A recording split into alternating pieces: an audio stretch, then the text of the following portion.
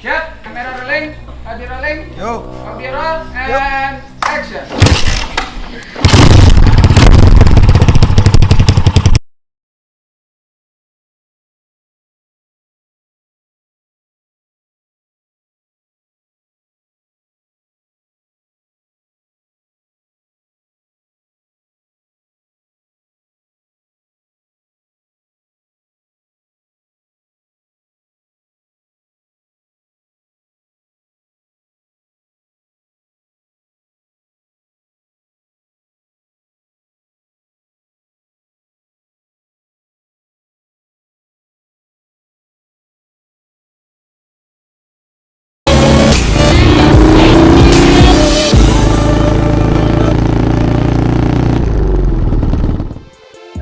नमस्कार, मी Yogesh आलेकरी, passionate bike rider आहे.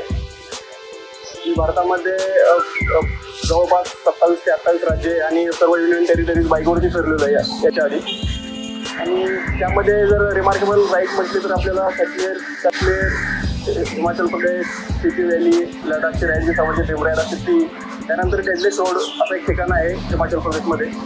त्यासाठी जगभरातले जे रायडर्स आहेत त्याचं ड्रीम असतं की त्या अतिशय डेंजरस रोडवरती गाडी चालवावी. आणि त्या राईडवर त्या रोडवरती मी बऱ्याच वेळा राईड केलेली आहे. सचपासारखा डेंजरस रोड आहे तोही मी बाईक राईडवरती कवर केलेला आहे. त्याचबरोबर हे नॉर्थ ईस्टर्न स्टेट्स आहेत आपल्या आसाम, मेघालय, अरुणाचल, मणिपूर, नागालँड ही 7 राज्य आहेत तीही कवर केलेली आहेत मी बाईकवरती. त्यासोबत आजूबाजूचे आपले जे देश आहेत जसे भूटान, नेपाळ, म्यानमार बॉर्डर, तर हेही माझं बाईकवरती झालेलं आहे. आणि त्यासोबतच मी व्हिएतनाम, कंबोडिया याही ठिकाणी बाईक राईड केलेली आहे. हे सर्व केल्यानंतर माझ्या डोक्यात आलं होतं की आता एक एक्स्ट्रीम ॲडव्हेंचरचा प्लॅन करावा. आणि त्यातून एक कल्पना सुचली मला की मुंबई ते लंडन बाईकवरती जावं. आता मुंबई ते लंडन हा खूपच मोठा पल्ला आहे. युरोप खंडामध्ये लंडन येतं. एक लंडन युरोपच्याही अगदी पुढे आहे नॉर्दर्न साईडला. तर यामध्ये ॲडव्हेंचरचा पार्ट असा आहे की डॉक्युमेंटेशन. कारण इंडियन रजिस्टर्ड बाईक आणि इथली आपली इंडियन रजिस्टर्ड बाईक ही बाईक घेऊन दुसऱ्या कंट्रीमध्ये घेऊन जाणे आणि ते पुन्हा रिटर्न घेऊन येणे हे सर्वात मोठा टास्क आहे या प्रोजेक्टमध्ये. तर त्याच्यासाठी पहिल्यांदा बाईकचे डॉक्युमेंट क्लिअर करावे लागतात. वेगवेगळे परमिशन्स असतात ते काढावे लागतात. काही कंट्रीजमध्ये टेम्पररी इम्पोर्ट परमिट काढावं लागतं. ते इम्पोर्ट करून नंतर आपल्याला ते एक्सपोर्ट बाईक करावी लागते त्या कंट्रीतून. परमनंट एक्सपोर्ट आणि टेम्पररी इम्पोर्ट ही प्रोसिजर करावी लागते. त्याच्या आधी इंडियामधून आपल्याला CPD म्हणजे कार्नेटिक पॅसेज एंडाउट असं नावाचं एक डॉक्युमेंट आहे ते बनवावं लागतं.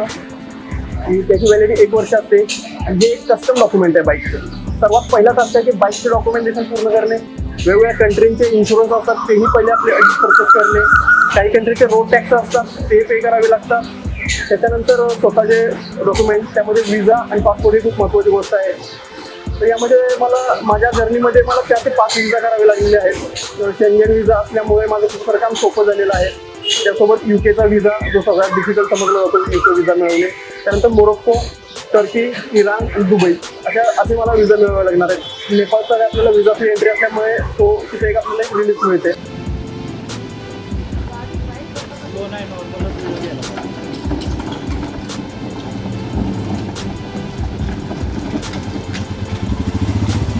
या प्रवासामध्ये खर्च किती येणार?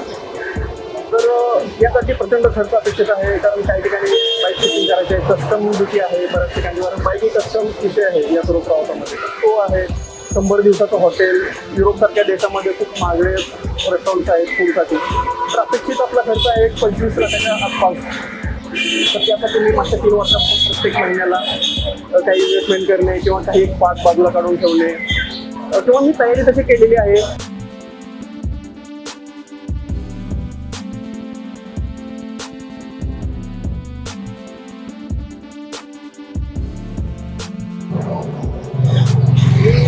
एका शेतकरी कुटुंबातून पुढे आलेलो आहे. त्याच्यामुळे मला शेती, पर्यावरण, झाडं, वृक्षारोपण याची खूप लहानपणापासून आवड आहे. क्लायमेट चेंज होत आहे आणि टेम्परेचर वाढतं, ग्लोबल वॉर्मिंग वाढत आहे सध्या. तर हे कंट्रोलमध्ये येण्यासाठी एक today grow can make change असं म्हणू शकतो. तर एक स्टेप बाय स्टेप प्रयोग केला तर काही वर्षांमध्ये आपल्याला काही याचे रिझल्ट दिसू लागतील. तर त्याचे स्वतःचं पाऊल म्हणून मी लाईफस्टाईल फॉर एन्व्हायरमेंट ती स्कीम घेऊन चाललो. आणि त्याच्यासोबत माझा एक मॅसेज असेल की झिरो वेस्ट ट्रॅव्हल. तर या अंतर्गत मी एक मेटलची बॉटल घेऊन कॅरी करेन, रोज सकाळची फिल करेन, नंतर एक संध्याकाळी रिफिल करेन.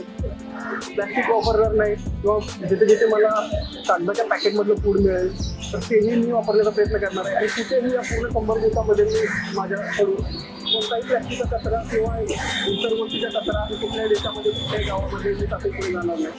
जर मी 100 दिवसाच्या एवढ्या मोठ्या रॅडमध्ये करू शकतो तर आपण जे 5 ते 6 दिवसासाठी शिमला मनालीला जाता तर तिथे तुम्ही सर्च करू शकता.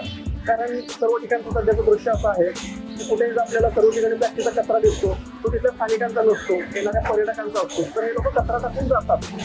तर यांना 5 दिवस कंट्रोल नाही होतोय. तर मी संदेश देऊ इच्छितो की 100 दिवस हा प्रयत्न करतोय तर तुम्ही 5 ते 6 दिवसाच्या ट्रिपसाठी हे नक्कीच करू शकता. तर कुठेही कचरा न टाकणे ह्याचा एक संदेश माझा या मार्फत देण्याचा इच्छा आहे सर्वांना. ओके.